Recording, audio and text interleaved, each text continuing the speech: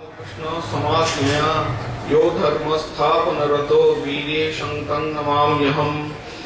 ओं सहनाववतु सहनौ भुनक्तु सह वीर्यं करवावहै तेजस्विनावधीतमस्तु मा विद्विषावहै। ओं शान्ति शान्ति शान्तिः। ओं नमो भगवते वैवस्वताय मृत्यवे ब्रह्मविद्याचार्याय नचिकेतसे च। आज अत्यंत पवित्र दिन स्वामी विवेकानंदेर पुण्य आविर्भाव तिथि। कठोपनिषद स्वामी विवेकानंदेर अत्यंत प्रिय उपनिषद। नचिकेतार श्रद्धार कथा बोलते गिये तिनि भावे आत्महारा हये पड़तेन एवं स्वामीजी चाइतेन যে আমাদের দেশের যুবক যুবতীরা ছেলেমেয়েরা যেন নচিকেতার মতো শ্রদ্ধা সম্পন্ন হয়, এটা স্বামীজি চাইতেন। স্বামীজির স্মৃতি কথা প্রসঙ্গে স্বামী শুদ্ধানন্দ মহারাজের স্মৃতি কথা মনে পড়ে।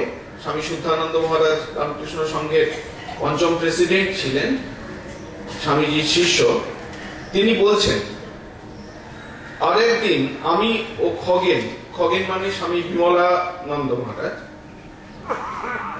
আরেকদিন আমি ও খগেন সন্ধ্যার পর গিয়াছি। ঠাকুরের ভক্ত হরমোহন বাবু আমাদিগকে স্বামীজির সঙ্গে বিশেষভাবে পরিচিত করিয়া দিবার জন্য বলিলেন, স্বামীজি এরা আপনার খুব অ্যাডমায়ারার এবং খুব বেদান্ত আলোচনা করেন। স্বামীজি বেদান্তের কথা শুনিয়াই বলিয়া উঠিলেন, উপনিষদ কিছু পড়েছ? আমি বলিলাম, আজ্ঞা হ্যাঁ, একটু একটু দেখেছি। স্বামীজি, কোন উপনিষদ পড়েছ? আমি কঠো উপনিষদ পড়েছি। স্বামীজি বলছেন, আচ্ছা কঠোটাই বলো, কঠো উপনিষদ খুব গ্র্যান্ড, কবিত্বপূর্ণ। আমি কঠো উপনিষদ মুখস্থ নেই, গীতা থেকে খানিকটা বলি। স্বামীজি বলছেন, আচ্ছা তাই বলো। বলে খানিকটা শুদ্ধানন্দ মহারাজ গীতা থেকে খানিকটা আবৃত্তি করলেন। এখন ফিরে এসে তিনি তার বন্ধু রাজেন্দ্রনাথ ঘোষ ছিলেন, তাকে বললেন যে ভাই, স্বামীজির কাছে গিয়ে বড্ড অপ্রস্তুত হয়ে পড়েছি। উপনিষদের কথা বলতেই উনি বললেন যে কঠোপনিষদ থেকে মুখস্থ বলো। আমার তো কঠোপনিষদ মুখস্থ নেই। তাই পরের দিন যখন তারা স্বামীজিকে দর্শন করতে গেলেন, সঙ্গে কঠোপনিষদ বইটিকে সঙ্গে করে নিয়ে গেছেন। তা বলছেন, রাজেনের নিকট একখানি প্রসন্ন কুমার শাস্ত্রীকৃত ঈশক এন কটকাদি উপনিষদ ও তাহার বঙ্গানুবাদ পকেট এডিশন ছিল। সেটি পকেটে করে লইয়া যাওয়া হইল। অত অপরাহ্নে এক ঘর লোক বসিয়াছিলেন, যাহা ভাবিয়াছিলাম তাহাই হইল। আজও কিরূপে ঠিক স্মরণ নাই, কঠো উপনিষদের প্রসঙ্গ উঠিল। আমি অমনি তাড়াতাড়ি পকেট হইতে বাহির করিয়া ওই উপনিষদের গোড়া হইতে পড়িতে আরম্ভ করিলাম। পাঠের অন্তরালে স্বামীজি নচিকেতার শ্রদ্ধার কথা, যে শ্রদ্ধায় তিনি নির্ভীক চিত্তে যম ভবনে যাইতেও সাহসী হইয়াছিলেন, বলিতে লাগিলেন। যখন নচিকেতার দ্বিতীয় বর স্বর্গপ্রাপ্তির কথা পড়া হইতে লাগিল, তখন সেইখানটা বেশি না পড়িয়া কিছু কিছু ছাড়িয়া দিয়া তৃতীয় বরের স্থানটি পড়িতে বলিলেন। নচিকেতা বলিলেন, মৃত্যুর পরলোকের সন্দেহ ইত্যাদি ইত্যাদি বর্ণনা করছেন। তৃতীয় বর পড়া হলো। তারপর শুদ্ধানন্দ মহারাজ বলছেন, কিন্তু এই 2 দিনের উপনিষদ প্রসঙ্গে স্বামীজির উপনিষদের শ্রদ্ধা ও অনুরাগের কিয়দংশ আমার ভিতর সঞ্চারিত হইয়া গিয়াছিল। কারণ তাহার পর যখন হইতেই সুযোগ পাইয়াছি, পরম শ্রদ্ধার সহিত উপনিষদ অধ্যয়ন করিবার চেষ্টা করিয়াছি এবং এখনো করিতেছি। বিভিন্ন সময়ে তাহার মুখে উচ্চারিত অপূর্ব সুর, লয়, তাল ও তেজস্বিতার সহিত পঠিত উপনিষদের এক একটি মন্ত্র যেন এখনো দিব্য কর্ণে শুনিতে পাই। যখন পরচর্চায় মগ্ন হইয়া আত্মচর্চা ভুলিয়া থাকি, তখন শুনিতে পাই তাহা সেই সুপরিচিত কিন্নর কণ্ঠ উচ্চারিত উপনিষদের বাণীর দিব্য ঘোষণা, তমেবৈকম জানথ আত্মানম অন্যা ওয়াচ বিমুঞ্চথ ইত্যাদি ইত্যাদি। সেই একমাত্র আত্মাকে জানো, অন্য বাক্য সব পরিত্যাগ করো, তিনি একমাত্র অমৃতত্বের সেতু। তারপর শুদ্ধানন্দজি বলছেন, যখন আকাশে ঘোর ঘটাচ্ছন্ন হইয়া বিদ্যুল্লতা চমকিতে থাকে তখন যেন শুনিতে পাই স্বামীজি সেই আকাশস্থা সৌদামিনীর দিকে অঙ্গুলি বাড়াইয়া বলিতেছেন, নতত্র সূর্য ভাতি ন চন্দ্র তারকম নেমা বিদ্যুত ভান্তি কুতোয়মগ্নি ত্বমেব ভান্তম অনুভাতি সর্বম তস্য ভাষা সর্বম ইদম বিভাতি ইত্যাদি ইত্যাদি। যাই হোক, আমরা আজকে স্বামীজির এই পূর্ণ আবির্ভাব তিথিতে কঠোপনিষদের কিছু কিছু অংশ পাঠ এবং অনুধ্যান করব। কঠোপনিষদের একটি বৈশিষ্ট্য আছে, আর সমস্ত উপনিষদের যেমন বৈশিষ্ট্য কঠোপনিষদেরও সেরকম বৈশিষ্ট্য, যে একটি অনন্য সাধারণ মেথড যেটা আমাদের পড়ানোর ক্ষেত্রে ব্যবহার করা হয়, অন্যতম একটি মেথড স্টোরি টেলিং মেথড, সেটি এখানে ব্যবহার করা হচ্ছে। গল্পের মধ্য দিয়ে আখ্যায়িকা সূত্রপাত হচ্ছে। তো এখানে প্রশ্ন হতে পারে যে উপনিষদের একমাত্র প্রতিপাদ্য তত্ত্ব হচ্ছে অন্তরাত্মাই পরমাত্মা, এটি হচ্ছে উপনিষদের প্রতিপাদ্য তত্ত্ব। সেই তত্ত্বটিকে বলতে গিয়ে একটি গল্পের কেন উপস্থাপনা করা হলো? এর ফলে কি এটি অপ্রাসঙ্গিক হয়ে যাচ্ছে না? ভাষ্যকার শঙ্করাচার্য বলছেন একেবারেই অপ্রাসঙ্গিক হচ্ছে না এই গল্প দিয়ে উপনিষদ শুরু করাটা।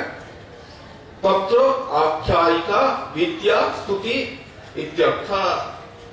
এই আখ্যায়িকা কঠোপনিষদে যে বিদ্যার কথা, যে তত্ত্বের কথা বলা হবে, সেই তত্ত্বের স্তুতির জন্যই এই আখ্যায়িকা দিয়ে শুরু করা হচ্ছে। সুতরাং এটি অপ্রাসঙ্গিক আদৌ নয়। দ্বিতীয় কারণ কেন এই গল্প দিয়ে শুরু হচ্ছে, তার কারণ হচ্ছে যে উপনিষদে যে তত্ত্বের কথা বলা হবে সেই তত্ত্ব অত্যন্ত সূক্ষ্ম, চট করে সেটি বলা যাবে না। যদি প্রথমেই একবারে বলে দেওয়া হয় যে এই অন্তরাত্মাই পরমাত্মা, আমাদের মনে সেটি দাগ কাটবে না। ওই জন্য বাচ্চা ছেলেদের যেরকম করে গল্প বলা হয়, সেই গল্পের মধ্য দিয়ে আস্তে আস্তে আস্তে আস্তে শ্রোতার মনটিকে প্রতিপাদ্য বিষয়ের দিকে টেনে আনবার চেষ্টা করা হচ্ছে। আর এই গল্পটি যদি আমরা খুব ভালো করে অনুধাবন করি, আমরা দেখব যে এই গল্পের আরেকটি প্রতিপাদ্য হচ্ছে যে ইহলৌকিক এবং পারলৌকিক পিছুটান থাকলে পরে আধ্যাত্মিক জীবনযাপনের সূচনা হওয়া কিছুতেই সম্ভব নয়। এই গল্পের মধ্যে দিয়ে এই তত্ত্বটিও বলবার চেষ্টা করা হবে। যাই হোক, আমরা একেবারে সরাসরি গল্পে চলে যাই। একজন ঋষির কথা, সেই ঋষি কর্তৃক কৃত একটি যজ্ঞের কথা দিয়ে এই গল্প শুরু হচ্ছে। সেই ঋষির নাম ছিল বাজশ্রবস। তিনি একটি যজ্ঞ করছিলেন। সেই যজ্ঞের পর তখনকার দিনে যে সমস্ত প্রথা ছিল যে তার যা সর্বশ্রেষ্ঠ সম্পদ, সেই সম্পদ দান করে দিতে হতো। এই ঋষিও সেই কাজ করছিলেন। তিনি গোদান করছিলেন। তখনকার দিনে গরু খুব উৎকৃষ্ট সম্পদ হিসেবে বিবেচিত হতো।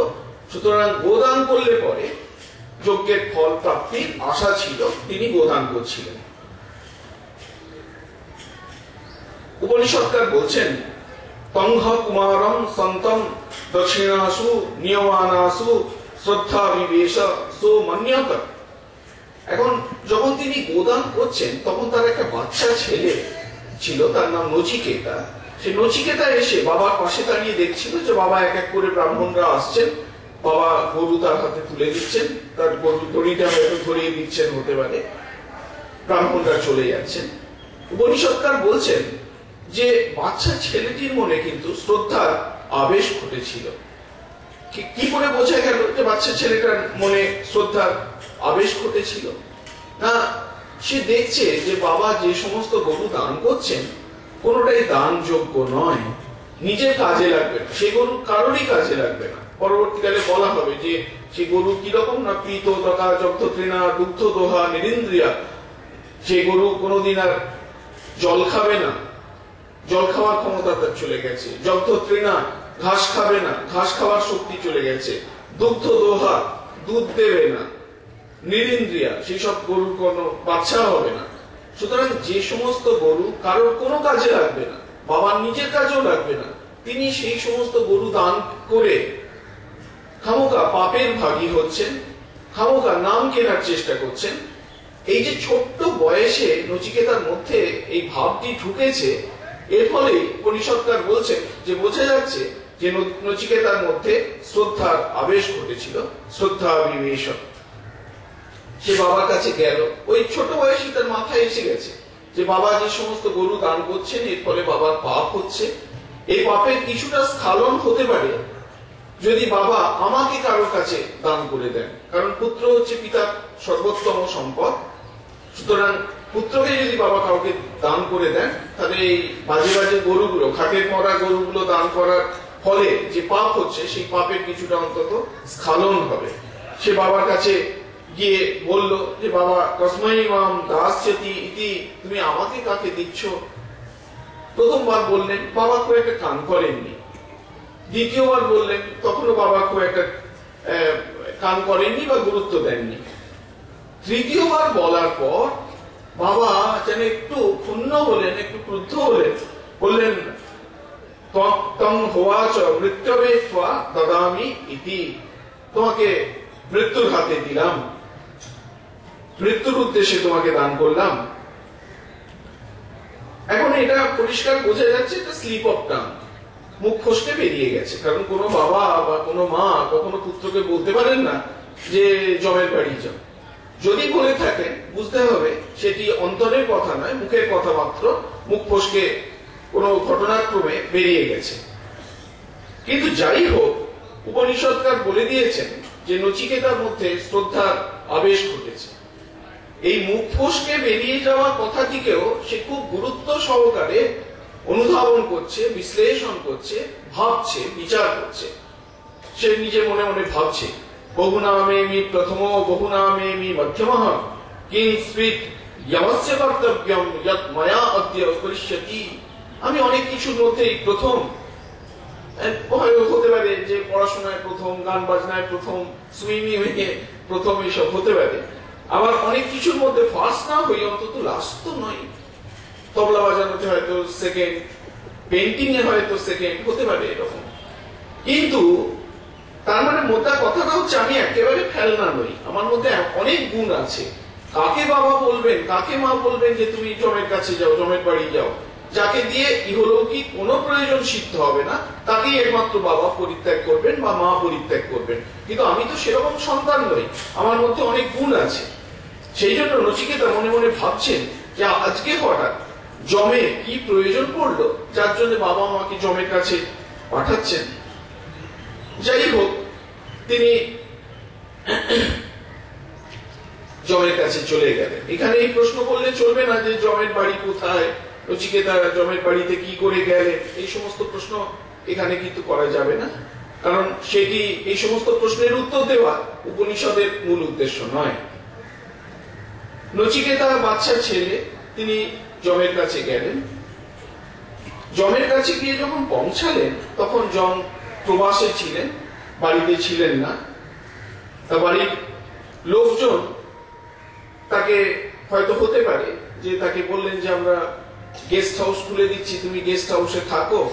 কিন্তু নচিকেতা প্রথমে উপনিষদকার বলে দিয়েছেন যে নচিকেতার মধ্যে শ্রদ্ধার আবেশ ঘটেছে, শ্রদ্ধা প্রবেশ করেছে। নচিকেতা ভাবছেন বাবা আমাকে জমের কাছে পাঠিয়েছেন, সুতরাং জমের কাছে, জমের সঙ্গে না দেখা করে আমি কখনোই আতিথ্য, জমের বাড়ির আতিথ্য স্বীকার করতে পারি না। তিনি ওই জমের বাড়ির দোরগোড়াতে 3 দিন বসে রইলেন, না খেয়ে, না কিছু পান করে, কোনো আতিথ্য স্বীকার করলেন না। তারপর 3 দিন পর যখন জম ফিরে এলেন, তখন জমের বাড়ির লোকজন হিতাকাঙ্ক্ষী, তারা বলছেন তস্যাইতাম শান্তিম কুর্বন্তি হরবৈব স্বদোদকম। ওর পাদ্য অর্ঘ্য দিয়ে এই তেজস্বী অতিথির সৎকার করো। অতিথি সৎকার তখনকার দিনে খুব গৃহস্থের অতি অবশ্য করণীয় ধর্ম ছিল। পঞ্চযজ্ঞের অঙ্গ ছিল এই অতিথি সংস্কার। বাড়িতে রান্না বান্না শেষ হলে প্রথমে শিশু, রোগী এদের ভোজন করিয়ে তারপর গৃহকর্তা এবং কর্ত্রী অপেক্ষা করে বসে থাকতেন যে কখন অতিথি আসবে। তারপরে অতিথি এলে বা না এলে দ্বিপ্রহরের মধ্যে, 2 বাজার আগে যদি অতিথি এলেন তো ভালো, তাকে অতিথি সেবা করানো হবে। যদি 2টোর মধ্যে অতিথি না আসেন তবে তারা নিজেরা খেতে বসতেন। অতিথি সৎকারের কোনো ত্রুটি হলে গৃহকর্তা বা গৃহকর্ত্রী নিজেকে অত্যন্ত অপরাধী বলে মনে করতেন। তাই এখানে যম মনে করছেন যেন যে আমার সেই অতিথি সৎকারে ত্রুটি হয়েছে। 2টো তো দূরের কথা, 3-3টে রাত কেটে গেছে, 3 দিন ধরে এই বাচ্চা ছেলেটা আমার গৃহের আতিথ্য স্বীকার না করে দরজা গোড়ায় বসে রয়েছে। সুতরাং এই অতিথি সৎকার করতে হবে। তিনি হাত জোর করে নচিকেতাকে, হাজার হোক নচিকেতা তো ব্রাহ্মণ সন্তান, ব্রাহ্মণদের তখন খুব শ্রদ্ধা করা হতো, হাত জোর করে বললেন যে হে ব্রাহ্মণ, তুমি 3 দিন আমার আতিথ্য বাড়িতে এসেছো কিন্তু আমার বাড়ির আতিথ্য স্বীকার করনি, এর ফলে খুব আমার ক্ষতি হয়েছে। আমার গৃহস্থের প্রতি যে কর্তব্য করা উচিত সেই কর্তব্যের অবহেলা করা হয়েছে। সুতরাং অমঙ্গল যাতে আমার বাড়ির না হয়, কারণ অতিথির সৎকার ঠিক ভাবে না হলে অমঙ্গল হয়, গৃহস্থের অমঙ্গল হয়, যাতে অমঙ্গল না হয় সেই জন্য তোমাকে আমি 3টে বর দিতে চাই। কেন 3টে বর? কারণ 3 রাত তিনি অভুক্ত থেকে দরজার কাছে বসেছিলেন, ওই জন্য 3টি বর। যম নিজে হচ্ছে ধর্মরাজ, কি করে অতিথির মর্যাদা দিতে হয় সেটি আমাদের যেন শিক্ষা দেওয়ার জন্য তার এই অনুপম আচরণ। যম হচ্ছেন নচিকেতার পূজার্থ, তিনি মৃত্যুর দেবতা, ধর্মতত্ত্ব আধ্যাত্মিক তত্ত্ব তার পরায়ত্ত, আর নচিকেতা তার কাছে বাচ্চা ছেলে মাত্র। কিন্তু যম দেখাচ্ছেন যে যেহেতু অতিথি সেবায় ত্রুটি হয়েছে, সেই ত্রুটি কি করে স্খালন করতে হয়, সে অপরাধ কি করে অপনোদন করতে হয় সেটি শিক্ষা দেওয়ার জন্য যম যেন নচিকেতাকে বলছেন তুমি 3টি বর চাও। এইভাবে নিজে গৃহস্থের আদর্শ কর্তব্য কি হওয়া উচিত প্রদর্শন করছেন যম। যাই হোক, নচিকেতা এক এক করে বর চাইতে শুরু করলেন। প্রথম বরে তিনি বলছেন শান্ত সংকল্প সুমনা যথা স্যাৎ বীতমনুর গৌতম মাভিমৃত্য প্রশিষ্টম মাভিপদে প্রতীত এতৎ ত্রয়াণাম প্রথমম বরম ঋণে। বলছেন যে আমি বাবার কাছ থেকে চলে এসেছি, বাবা আমাকে বলেছেন, মুখ ফসকে বলে ফেলেছেন বটে যে তুমি জমের বাড়ি যাও, আমিও আপনার কাছে চলে এসেছি, কিন্তু নিশ্চয়ই তিনি আমাকে এখন না দেখতে পেয়ে মনে মনে আশঙ্কিত হচ্ছেন, তার দুঃখ হচ্ছে। আরেকটি কথা, আমি যখন এখান থেকে বাড়িতে ফিরে যাব, বাবার কাছে ফিরে যাব, নচিকেতা ধরেই নিচ্ছেন যে তিনি বাড়িতে ফিরে যাবেন, আবার বাবার সঙ্গে তার সাক্ষাৎকার হবে। এমনিতে জমের কাছে গেলে কেউ আর ফিরে যায় না, কিন্তু নচিকেতা এত প্রত্যুৎপন্ন মতি যে তিনি ধরেই নিচ্ছেন যে এটা আর কি আছে, জমের সঙ্গে বাবা দেখা করতে পাঠিয়েছেন, দেখা করে আবার আমি ফিরে যাব। ওই জন্য প্রথম বরে তিনি বলছেন যখন আমি বাবার কাছে ফিরে যাব আপনি এই বর দিন যাতে তিনি আমাকে চিনতে পারেন, আমাকে তিনি আগের মতোই আবার ভালোবাসেন, আমাকে অভিবাদন করেন, এবং এখন আমাকে না দেখতে পেয়ে তিনি তার মনে যেন কোনো কষ্ট না হয়, তিনি যেন সুখের রাত্রিতে নিদ্রা যান, এই বর আপনি দিন।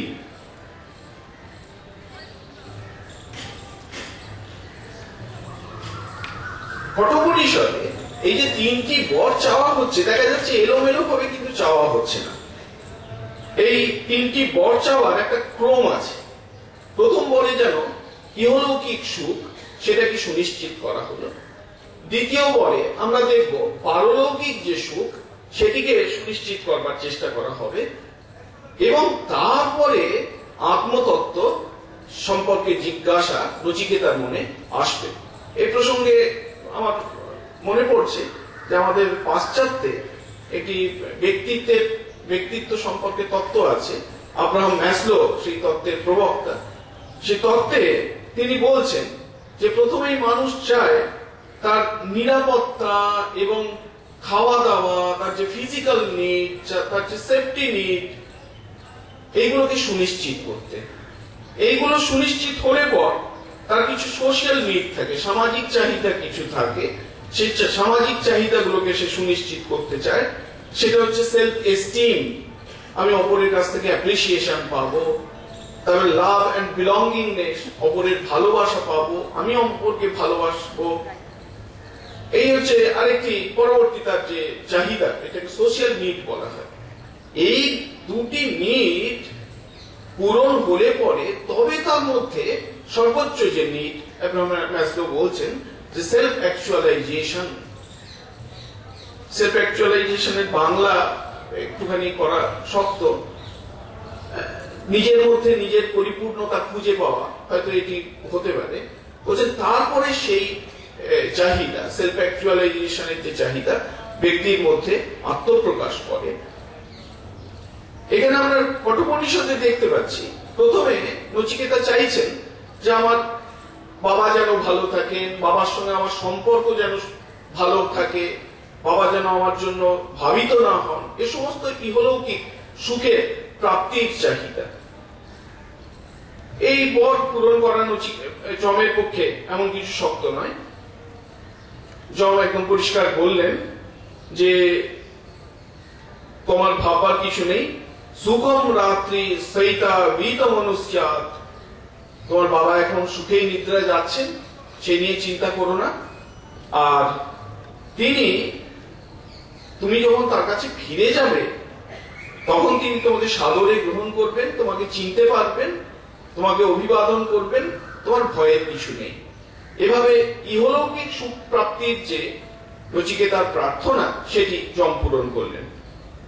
এবার দ্বিতীয় বর, সেখানে নচিকেতা বলছেন, দ্বিতীয় বর চাইছেন, স্বর্গে লোকে ন ভয়ম কিঞ্চনাস্তি ন তত্র ত্বম ন জরয়া বিভেতি উভে তীর্থা অসনয়া পিপাসে শোকাতি গো মোদতে স্বর্গলোকে। বলছেন স্বর্গে কোনো ভয় নেই, তোমার কোনো ভয় নেই। স্বর্গে দেবতারা অমর, তারা মরেন না। অবশ্য আমরা পরবর্তীকালে শঙ্করের ভাষ্যে দেখতে পাবো, শঙ্কর বলছেন যে এই অমরত্ব হচ্ছে আপেক্ষিক অমরত্ব। যাই হোক, সেখানে উভে তীর্থা অসনয়া পিপাসে, সেখানে খিদা নেই, তৃষ্ণা নেই, সেখানে মানুষ খুব আনন্দে আছে। স্বর্গ সম্পর্কে সমস্ত ধর্মেই কিছু ধারণা দেওয়ার চেষ্টা করা হয়। যেমন যেখানে ইহুদিদের যে ধর্ম, সেখানে স্বর্গের ধারণায় বলা হয় যে স্বর্গ হচ্ছে এমন একটি জায়গা যেখানে অনেক জলের স্রোত, অনেক প্রস্রবণ প্রবাহিত হচ্ছে। যেহেতু সেখানে মরুভূমির দেশ, কোনো জল নেই, সুতরাং ইহলোকে যে কামনা বাসনা পূরণ করা যাচ্ছে না, যেন মনে করা হচ্ছে পরলোকে অর্থাৎ স্বর্গে সেই কামনা বাসনা পূরিত হবে। আবার একটা বর্ণনা আছে, একটি বিশেষ জাতির কথা সেখানে বলা আছে, তাদের সমস্ত দিন কাটে একটা বরাহের পেছনে ছুটে ছুটে। দিনের শেষে সেই বরাহটিকে তারা শিকার করে এবং সবাই আনন্দ করে তার মাংস খায়।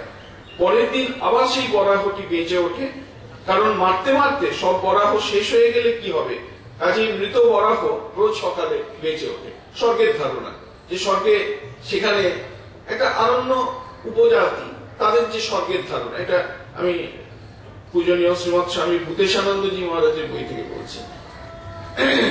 সেখানে বলা হচ্ছে তাদের স্বর্গের ধারণা যে একটা বরাহের পেছনে তারা সারাদিন ধরে ছুটছে, বরাহটিকে দিনের শেষে মারছে, মাংস পুড়িয়ে খাচ্ছে, আবার পরের দিন বরাহটি বেঁচে উঠছে। এটি হচ্ছে তাদের স্বর্গের ধারণা। তা এই স্বর্গ সম্পর্কে, এই স্বর্গে কি করে যাওয়া যায় সেই সম্পর্কে নচিকেতা দ্বিতীয় বরে জানতে চাইলেন। এটা পারলৌকিক সুখকে যেন নিশ্চিত করার চেষ্টা করছেন নচিকেতা। এই বরটিকেও দেওয়া যমের পক্ষে এমন কিছু কষ্টকর নয়, কারণ এগুলি দিতে যমের কোনো বাধা নেই। কারণ দুটি বরই নচিকেতা যমের হাতের মুঠোয় রইলেন। যদি যমের হাত থেকে বেরিয়ে যেতেন তাহলে একটু চিন্তার কথা ছিল। তারপরে আমরা দেখব যে এই বরটি দিয়ে পরে উনি বললেন যে কিরকম ভাবে যজ্ঞ করতে হয়, যে যজ্ঞ করলে পরে স্বর্গে যাওয়া যায়, কিভাবে তার ইট সাজাতে হয়, কি করে তার কাঠ সাজাতে হয়, কি করে অগ্নিচয়ন করতে হয়, সব ডিটেলস যম বললেন। বলে বাচ্চা ছেলে তো যমের একটু মনে হলো, আচ্ছা আমি তো বলে যাচ্ছি, ছাত্র ঠিক ঠিক বুঝতে পারছে তো? বলে জিজ্ঞেস করছেন নচিকেতাকে, আচ্ছা বলো তো দেখি কি বললাম। একবারে দাঁড়ি কমা ফুল স্টপ সহ যম যেমন যেমন বলেছেন নচিকেতা তেমন তেমন সমস্ত বলে গেলেন। যম অত্যন্ত প্রীত হলেন। তিনি বলছেন যে তোমার এই উত্তর শুনে আমি অত্যন্ত তবৈব নাম না ভবিতায় অগ্নি, তোমার এই উত্তর শুনে আমি অত্যন্ত খুশি হয়েছি, তোমার এই মেধা দেখে আমি অত্যন্ত প্রীত হয়েছি। আমি তোমাকে, তুমি এই বর চাওনি, কিন্তু আমি একটা ফাউ হিসাবে এই বর দিচ্ছি যে তবৈব নাম না ভবিতা অয়ম অগ্নি, অগ্নি এই অগ্নি তোমার নামে জগতে প্রসিদ্ধ হবে, নাচিকেত অগ্নি নামে প্রসিদ্ধ হবে। এবং আরো একটি ফাউ হিসাবে বর দিলেন, শৃঙ্কাম চ ইমাম অনেক রূপম গৃহাণ। শৃঙ্কাম একটা মানে হতে পারে যে রত্নময়ী মালা, যমের গলায় অনেক রত্নময়ী মালা ছিল, তার হয়তো একটা খুলে তিনি নচিকেতার গলায় পরিয়ে দিলেন, এই একটি হতে পারে।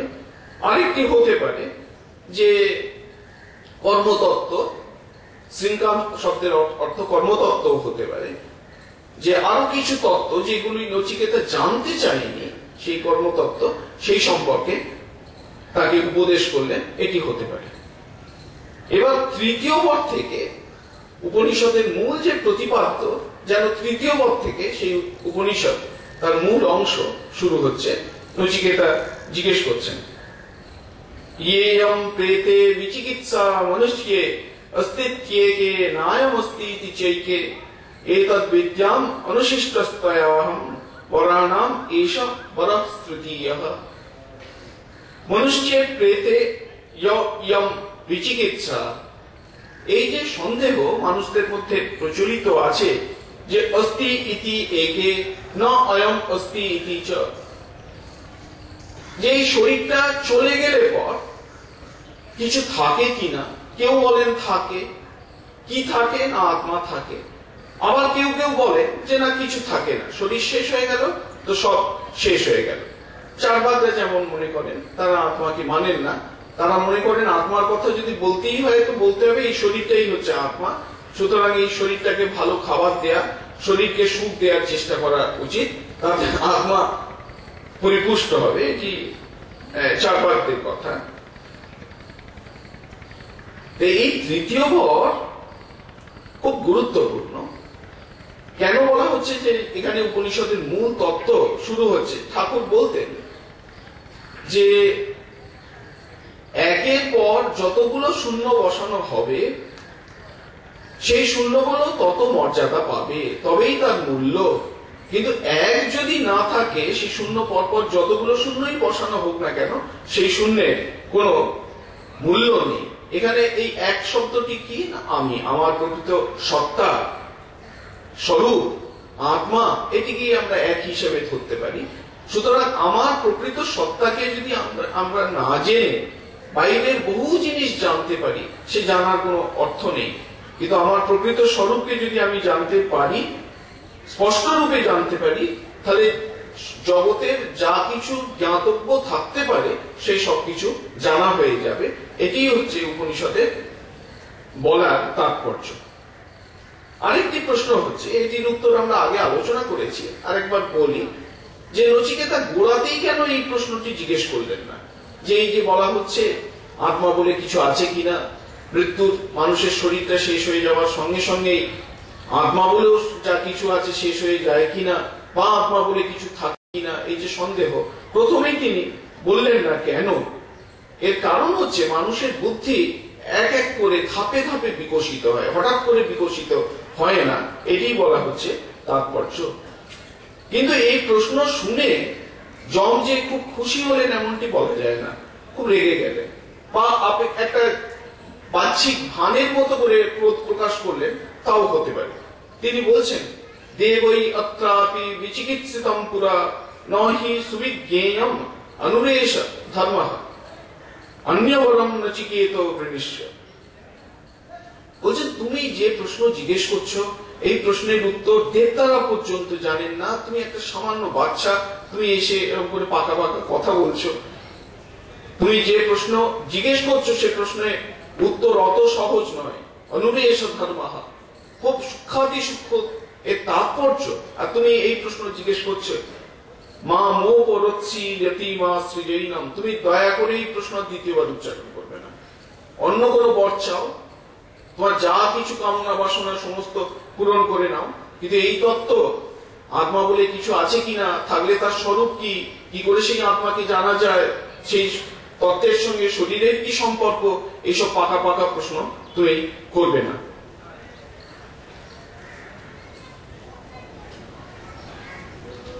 ভাষ্যকার এখানে বলছেন অয়ন্তু বড় নিঃশ্রেয়স প্রাপ্তি হেতু।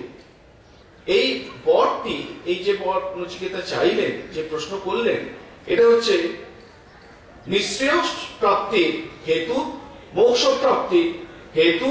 কেন? কারণ অন্য সব বর যেগুলো আগে চাওয়া হয়েছে তার সব ফল হচ্ছে অনিত্য। অনিত্য ফলত্বাৎ অন্যস্য সর্বস্য এব। এর আগের যে বাবা আমাকে দেখে খুশি হবেন, বাবা আমাকে ভালোবাসবেন, স্বর্গে যাব, স্বর্গে প্রচুর খেতে পাওয়া যায়, স্বর্গে প্রচুর পান করার জিনিস আছে, দুঃখ বলে কিছু নেই, যতদিন ইচ্ছা বাঁচতে পারবো। বলছেন এই সমস্ত সুখ হচ্ছে আপেক্ষিক সুখ, একদিন না একদিন এই সুখের শেষ হবে। এটি ভাষ্যকার বলছেন। ওই জন্য বলছেন এটি অত্যন্ত তাৎপর্যপূর্ণ প্রশ্ন, উপনিষদের সর্বশ্রেষ্ঠ প্রশ্ন এটি বলা যায়। যম তখন, আমরা আগেই বলেছি, একটু কোপন ক্রোধ দেখিয়েছেন। তিনি নচিকেতার বিবেক বৈরাগ্য পরীক্ষার জন্য নানা রকমের প্রলোভন দেখাতে লাগলেন। বললেন তুমি যত ইচ্ছা পুত্র পৌত্র চাও, যত ইচ্ছা হাতি ঘোড়া সোনা দানা চাও, গোটা পৃথিবীর যতটা জমি, যদি গোটা পৃথিবীর জমিটাও চাও তাও তোমাকে দিয়ে দেবো, এবং তুমি যত ইচ্ছা স্মরঞ্চ জীব শরদ যাবদ ইচ্ছাসি, তুমি যতদিন ইচ্ছা বাঁচতে চাও তত আয়ু চেয়ে নাও। কিন্তু নচিকেতা কোন ভবি বলবার নয়, তিনি একবারে পরিষ্কার করে বলছেন যে তুমি যে সমস্ত বর দিতে চাইছো সেগুলো হচ্ছে স্বভাবা। স্বভাবা মানে হচ্ছে আগামীকাল পর্যন্ত থাকবে কিনা তার কোনো নিশ্চয়তা নেই। এবং আর কি, নচিকেতা খুব পয়েন্ট করে করে করে করে বললেন তুমি যে সমস্ত ভোগ্য বস্তু দিতে চাইছো সেই সমস্ত ভোগ্য বস্তুগুলো অনিত্য। দ্বিতীয়ত, তুমি যে ভোগ্য বস্তুগুলো দিতে চাইছো সে সমস্ত ভোগ্য বস্তু হচ্ছে ইন্দ্রিয়ের দ্বারা ভোগ করতে হয়, সেই ইন্দ্রিয় হচ্ছে অনিত্য। তৃতীয়ত হচ্ছে, নচিকেতা বলছেন যে যে সমস্ত ভোগ্য বস্তু তুমি দিতে চাইছো সেই সমস্ত ভোগ্য বস্তু সর্বেন্দ্রিয়ানাম জড়য়ন্তি তেজঃ, সেই সমস্ত ভোগ্য বস্তু ভোগ করলে পর ইন্দ্রিয়গুলো জড়াপ্রাপ্ত হয়, জড়াগ্রস্ত হয়। আর তুমি যে দীর্ঘ জীবনের কথা বলছো, অপি সর্বম জীবিতম অল্পমেব, তুমি যে বলছো অনন্ত জীবনের লোক দেখাচ্ছ, যত অনন্ত জীবনই হোক না কেন একদিন না একদিন তো তার শেষ হবে, তখন তখন সে দুঃখ রাখবো কোথায়? এই হচ্ছে নচিকেতার বক্তব্য। এই দেখে বলাই বাহুল্য যমরাজ খুব প্রীত হলেন এবং উপনিষদের যে মূল তত্ত্ব আত্মতত্ত্ব, সেই আত্মতত্ত্ব শিক্ষা দিতে শুরু করলেন। আমরা খুব দ্রুত অল্প অল্প করে বলে যাব। এই উপনিষদের তত্ত্ব বলতে গিয়ে যমরাজ বলছেন সর্বে বেদা যৎ পদম আমনন্তি তপাংসি সর্বাণি চ যৎ বদন্তি যদিচ্ছন্তো ব্রহ্মচর্যম চরন্তি তত্তে পদম সংগ্রহেণ ব্রবীমি ওম ইতি এতৎ। যাকে লক্ষ্য করে সমস্ত বেদ উচ্চারিত হয়, বেদে যাকে একমাত্র প্রাপ্তব্য তত্ত্ব হিসাবে বর্ণনা করা হয়েছে, যাকে পাওয়ার জন্য এই এত কিছু ত্যাগ, তিতিক্ষা, তপস্যা, তুচ্ছ সাধনা, যাকে পাওয়ার ইচ্ছা নিয়ে মানুষ ব্রহ্মচর্য প্র্যাকটিস করে, সেই তত্ত্বকে আমি একটু সংক্ষেপে বলছি। সেই তত্ত্ব হচ্ছে ওম ইতি এতৎ। ওঙ্কার হচ্ছে সেই তত্ত্ব। একটি এখানে দেখার বিষয় যে এই ওঙ্কার হচ্ছে একটি প্রতীক, হিরণ্যগর্ভ প্রাপ্তির প্রতীক, হিরণ্যগর্ভেরও প্রতীক, আর পরব্রহ্মের প্রতীক। এই প্রতীক উপাসনা, এখানে যম যেন উপাসনার কথা বললেন যে তোমাকে উপাসনা করতে হবে। এটি আমাদের মহারাজ বলছেন, ভূতেশানন্দ মহারাজ বলছেন যে এটা যেন অরুন্ধতী ন্যায়ের মতো। অরুন্ধতী আকাশের একটা ছোট নক্ষত্র, চট করে চোখে পড়ে না। সেই জন্য কি করতে হয় না, বলতে হয় যে আকাশে দেখতে পাচ্ছ সপ্তর্ষি, 7টা নক্ষত্র রয়েছে, ওই সপ্তর্ষির দিকে মনোনিবেশ করো, তখনও পর্যন্ত অরুন্ধতীকে দেখা যাচ্ছে না। এবার বলা হচ্ছে যে ওর মধ্যে, সপ্তর্ষির মধ্যে সবচেয়ে যে ছোট তারা কি দেখতে পাচ্ছ কি? তখন এরা বলবেন, ছাত্র বলবেন হ্যাঁ দেখতে পাচ্ছি, ওর নাম বশিষ্ঠ। বশিষ্ঠ দেখতে পাচ্ছ? ছাত্র বলবে দেখতে পাচ্ছি। তখন বলবেন যে ওই বশিষ্ঠের পাশে দেখো তো খুব আবছা হালকা ছোট্ট একটি ক্ষুদ্র তারা আছে। হ্যাঁ, তখন ছাত্র বলবে হ্যাঁ হ্যাঁ এবার দেখতে পাচ্ছি। এটিকে বলে অরুন্ধতীর ন্যায়। এখনকার দিনে খুব গাল ভরা একটা নাম দেওয়া হয়েছে শিক্ষা তত্ত্বে, কনস্ট্রাকটিভিস্ট অ্যাপ্রোচ। বলা হয় জানা থেকে অজানার দিকে, কাজ থেকে দূরের দিকে, এবং ফ্রম কংক্রিট টু অ্যাবস্ট্রাক্ট, এইভাবে আস্তে আস্তে ছাত্রকে নিয়ে যেতে হয়। তো এখানে যেন জন সেই কনস্ট্রাকটিভিস্ট অ্যাপ্রোচ বা অরুন্ধতীর ন্যায় প্রয়োগ করছেন, ওঙ্কারের কথা বলছেন। বলছেন এই ওঙ্কারের উপর মনকে কনসেন্ট্রেট করবার চেষ্টা করো। কনসেন্ট্রেট করতে করতে পরে যে তত্ত্বের কথা উপনিষদে বলা হবে সেই তত্ত্বের অনুভূতি হবে। তারপরে এই আত্মতত্ত্বের, এই আত্মার স্বরূপের কথা যম বলবেন। কিরকম সেই স্বরূপ না, ন জায়তে মৃয়তে বা বিপশ্চিত, নায়ম কুতশ্চিত ন বহু কশ্চিত, অজো নিত্য শাশ্বতোয়ম পুরাণো ন হন্যতে হন্যমানে শরীরে। এই আত্মা কিরকম না, ইনি জন্মান না, ন মৃয়তে মরেন না। এটি বলার মধ্য দিয়ে আমাদের বলা হয়, ষড়বিকারের কথা বলা হয়, যে যে কোনো দ্রব্য, যে কোনো বস্তু ষড়বিকারের মধ্য দিয়ে তার পরিণতির দিকে এগিয়ে চলে। এই ষড়বিকার কিরকম? অস্থি জায়তে, জন্মালো, অস্থি আছে, বিপরিণমতে তার পরিবর্তন হচ্ছে, বর্ধতে ফুলছে বা বাড়ছে, অপক্ষীয়তে তারপর কমতে শুরু করছে। আমাদের নিজেদের শরীরের দিকে তাকালে আমরা দেখতে পাই এই 6টা স্তরের মধ্য দিয়ে এই শরীরটা যায়, এবং বিনশ্যতি, শেষ পর্যন্ত বিনাশ প্রাপ্ত হয়। তাই এই ন জায়তে ন মৃয়তে বলার মধ্য দিয়ে উপনিষদকার যেন বলে দিলেন যে আত্মার মধ্যে এই ষড়বিকার দেখতে পাওয়া যায় না। নায়ম কুতশ্চিত ন বহুব কশ্চিত, এমনটি নয় যে এই আত্মা কোন কারণ থেকে উৎপন্ন হয়েছে। মানে এই শ্লোকে বলা হলো, এই সেন্টেন্সের মধ্যে বলা হলো যে এই আত্মা কারণও নন, কার্যও নন, অজ, তিনি জন্মান না। একটা কেন এই অজ শব্দটি ব্যবহার করা হচ্ছে, অজ কেন এই শব্দটি ব্যবহার করা হচ্ছে না, অনেক সময় আমাদের মনে হয় যে শরীরটাকেই আমরা আত্মা বলে ভাবি। সুতরাং শরীরের যদি মৃত্যু হয়, কারো কারো ধারণা হতে পারে যে আত্মারও বোধহয় মৃত্যু হয়ে গেল। সেই ধারণা যাতে না হয় সেই জন্য বলা হচ্ছে যে শরীরের মৃত্যু হতে পারে, কিন্তু আত্মা হচ্ছেন এর কোন মৃত্যু হয় না। এই জন্য অজশীত শব্দটি ব্যবহার করা হলো। নিত্য, নিত্য মানে হচ্ছে নাশরহিত এবং শাশ্বত। শাশ্বত মানে হচ্ছে অপরিবর্তনশীল, পরিবর্তন হয় না। নানাভাবে এই আত্মা যে অজর, অমর, অপরিবর্তনশীল, এই শব্দটি, এই তত্ত্বটিকে বোঝানোর চেষ্টা করা হচ্ছে। এবং পুরাণও, কতদিন থেকে যেন মনে হতে পারে আত্মা রয়েছে। একটা যে কোনো দ্রব্য যত পুরানো হতে থাকে তত যেন সেটি মলিনতা প্রাপ্ত হতে থাকে। সুতরাং আত্মার মধ্যে কি কোনো মলিনতা স্পর্শ করেছে? আত্মায় কোনো মলিনতা স্পর্শ করেছে? এত পুরানো হয়ে গেছে শঙ্কর বলছেন পুরাপি নব এব ইতি, এটা যদিও পুরানো কিন্তু নব এব ইতি, এটি কখনোই পুরানো হয় না, চির নতুন। ন হন্যতে হন্যমানে শরীরে, এই আত্মা কাউকে মারেন না এবং এই আত্মা কারোর দ্বারা বদ্ধ নয়। কিন্তু এই আত্মাকে কিভাবে লাভ করা যাবে?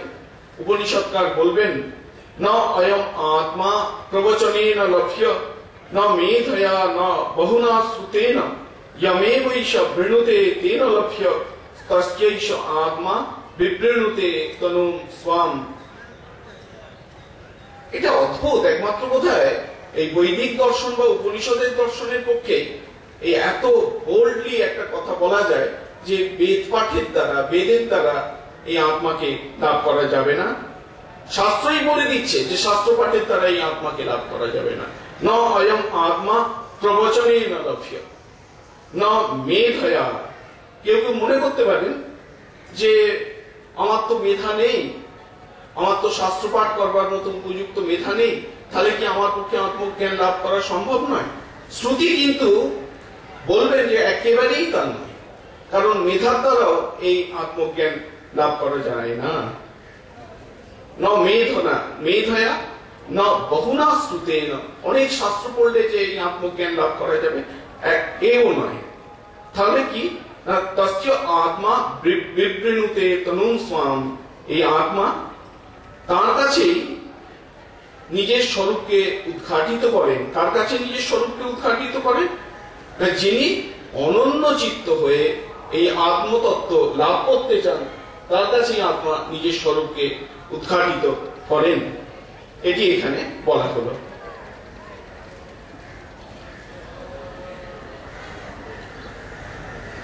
তারপর কিছু তুলনা দেয়া হচ্ছে, আমি একটু দ্রুত পড়ে যাব। আত্মানম রথিনম বিদ্বি শরীরম রথমেবতু বুদ্ধিম তু সারথিম বিদ্বি মনঃ প্রগ্রহমেব চ ইন্দ্রিয়াণি হয়ান্যাহু বিষয়াংস্তেষু গোচরং আত্মেন্দ্রিয় মনোযুক্তম ভক্তেত্তাহু মনীষিণঃ। বলা হচ্ছে আত্মা যেন একটা রথের কল্পনা করা হচ্ছে। আমরা গাড়িও ধরতে পারি, গাড়ি ধরলে অতটা হবে না, কারণ এখানে ঘোড়া চাই, ঘোড়ার চালক চাই, লাগাম চাই। আত্মা হচ্ছে রথী, সেই রথে বসে আছেন যিনি, রথের মালিক বলা যেতে পারে। শরীর হচ্ছে রথ, বুদ্ধি হচ্ছে এই রথের সারথী, আর মনটা হচ্ছে লাগাম, যে লাগাম বলগা। আর ইন্দ্রিয়াণি হয়ানি আহু, ইন্দ্রিয়গুলো হচ্ছে ঘোড়া, যে ঘোড়া এই রথটাকে টেনে নিয়ে যাবে। বিষয়াংস্তেষু গোচরান, গোচরান মানে হচ্ছে মার্গ বা পথ, যে পথের উপর দিয়ে ঘোড়া হেঁটে যাবে, দৌড়ে যাবে, সেই পথটা হচ্ছে গোচরান। আত্মেন্দ্রিয় মনোযুক্তম ভক্তেত্যাহু মনীষিণঃ। মনীষীরা বলেন যে ভোক্তাকে, এটি উপনিষদের এবং গীতারও খুব গুরুত্বপূর্ণ একটি তত্ত্ব, কর্তৃত্ব, ভোক্তৃত্ব, এই সমস্ত টেকনিক্যাল টার্ম সেখানে বলা হয়। বলা হচ্ছে ভোক্তাকে, ভোক্তা মানে হচ্ছে যিনি সুখ দুঃখের অনুভব করেন, তিনি হচ্ছেন ভোক্তা। দেহ, ইন্দ্রিয় এবং মন সমন্বিত, ভক্তেত্বে আত্মেন্দ্রিয় মনোযুক্তম, দেহ, ইন্দ্রিয় এবং মন যুক্ত যে সত্তা, তিনি হচ্ছেন ভোক্তা। এই ভোক্তা মনে করেন আমি সুখে আছি, এই ভোক্তা মনে করেন আমি দুঃখে আছি, আমি এই কর্ম করছি, আমি কর্তা, এই কর্মের ফল কে ভোগ করবে? আমি ভোগ করব, আমি এই কর্মের ফল খাবো, এই হচ্ছে ভোক্তা।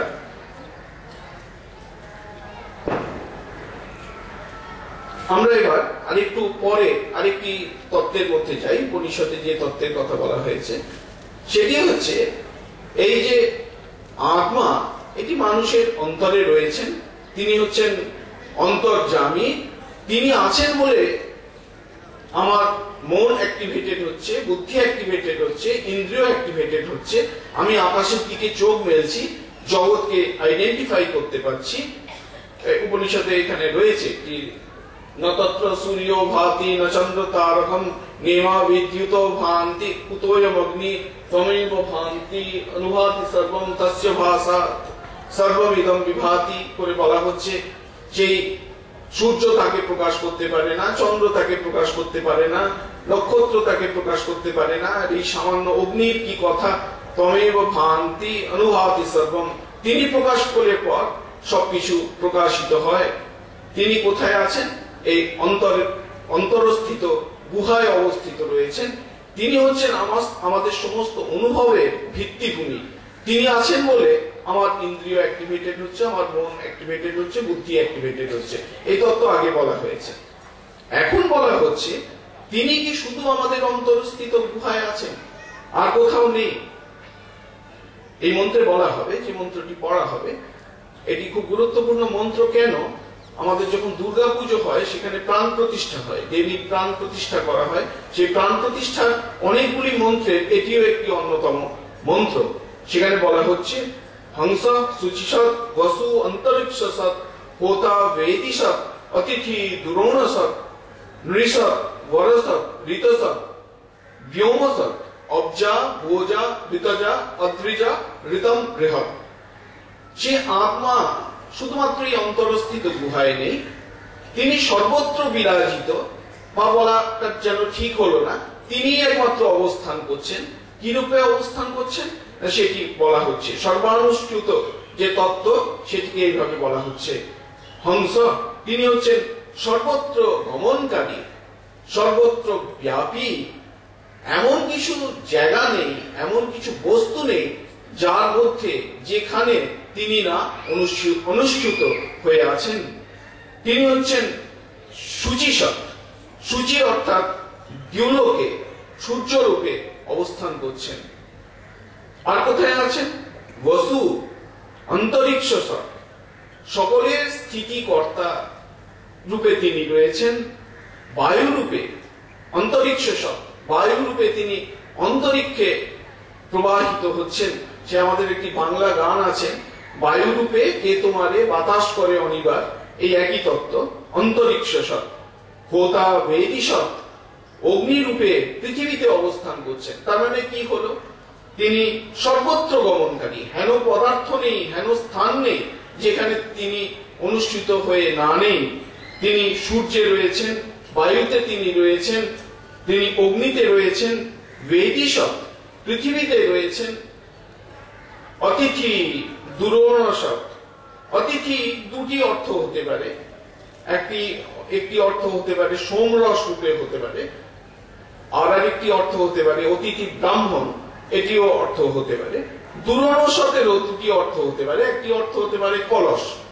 সোমরস রূপে তিনি কলসে অবস্থান করছেন, যেহেতু বৈদিক যুগে সোমরসের খুব খ্যাতি ছিল, মান্যতা ছিল, সেই জন্য এই অর্থটিও হতে পারে।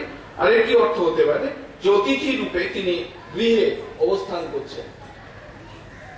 নৃসৎ, সমস্ত মানুষের মধ্যে তিনি রয়েছেন। যে আমাদের এতে রয়েছে না, ত্বম স্ত্রী ত্বম কুমারসি ত্বম কুমার উতবা কুমারী ত্বম জীর্ণা দণ্ডেন বঞ্চসি ত্বম জাতো ভবসি বিস্পতো মুখঃ।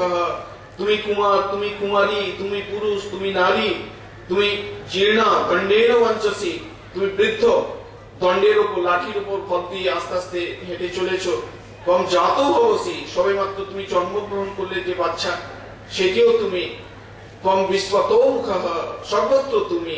হেন কোনো স্থান নেই, হেন কোনো বস্তু নেই যা চিন্তা করা যেতে পারে যেটা তুমি ছাড়া অন্য কিছু। এই জন্য নৃসৎ, মানুষের মধ্যেও তিনি রয়েছেন। বরসৎ, সমস্ত শ্রেষ্ঠ পদার্থ সমূহের মধ্যে তিনি রয়েছেন। ঋতসৎ, যজ্ঞে তিনি রয়েছেন। তিনি আরেকটি এর অর্থ হতে পারে তিনি সত্যের প্রতিষ্ঠিত, সত্যের মধ্যে তিনি রয়েছেন। ব্যোমসৎ, আকাশে তিনি অবস্থিত রয়েছেন। অব্জা, একবারে মানে ধরে ধরে বলছেন এখানে তিনি আছেন, এখানে তিনি আছেন, এইভাবে বলছেন। অব্জা, অপ মানে জল, জলে যে সমস্ত জীব বা প্রাণী জন্মায় তাদের মধ্যেও তুমি রয়েছ। জলজাত শঙ্খ, মৎস্য, কুমির, এসবের মধ্যেও তুমি রয়েছ। গোজা, গোজা মানে হচ্ছে ধান্যাদি প্রমুখ শস্য সমূহের মধ্যে তুমি রয়েছ। ঋতজা, যজ্ঞের যে ফল, সেই যজ্ঞের ফলও হচ্ছ তুমি। সেই আমাদের পূর্ণমত পূর্ণমিদম পূর্ণাৎ ইত্যাদি মন্ত্রে এটি বলা হয়েছে। ঋতজা, যজ্ঞোদ্ভূত কর্মফল তুমি। অদ্রিজা, পাহাড়ের যে সমস্ত গাছপালা জন্মগ্রহণ করে সেসবের মধ্যেও তুমি রয়েছ। ঋতম, বৃহৎ, তুমি সমস্ত কিছু কারণ রূপে তুমিই একমাত্র রয়েছ। আমাদের সময় হয়ে গেছে, আমরা একদম শেষকালে শেষ যে শ্লোক, শেষের আগের শ্লোক দিয়ে শেষ করব। অঙ্গুষ্ঠ মাত্র পুরুষ অন্তরাত্মা সদা জনানাম হৃদয়ে সন্নিবিষ্টঃ ত্বং স্বাচ্ছ শরীরা প্রবৃহেত মুঞ্জাতি বেশিকাং ধৈর্যেন ত্বং বিদ্যাৎ শুক্রমৃতম ত্বং বিদ্যাৎ শুক্রমৃতম ইতি। যেহেতু উপনিষদের মূল তত্ত্ব এখানে শেষ হয়ে যাচ্ছে, এই জন্য এটি দুবার বলা হচ্ছে যে সেই তত্ত্বকে শুদ্ধ এবং অমৃত বলে জানবে। ওম সহনা ভবতু সহনৌ ভুনক্তু সহ বীর্যং করবাবহৈ তেজস্বিনাবধীতমস্তু মা বিদ্বিষাবহৈ। ওম শান্তি শান্তি শান্তি। হরি ওম তৎসৎ। শ্রীরামকৃষ্ণার্পণমস্তু।